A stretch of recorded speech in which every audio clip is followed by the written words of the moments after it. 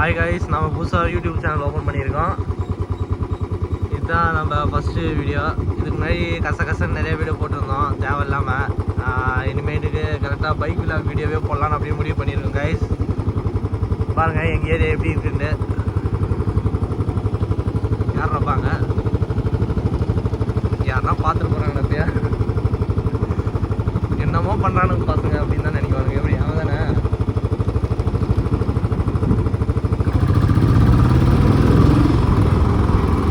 ஒரே நிமிஷம் இருங்க கைஸ், ஒரே கையில் பிடிச்சி ஓட்டுறதுனால கொஞ்சம் பிரச்சனையாக இருக்குது. கீரை மாற்றிட்டு அப்படியே லைனில் வர இருங்க.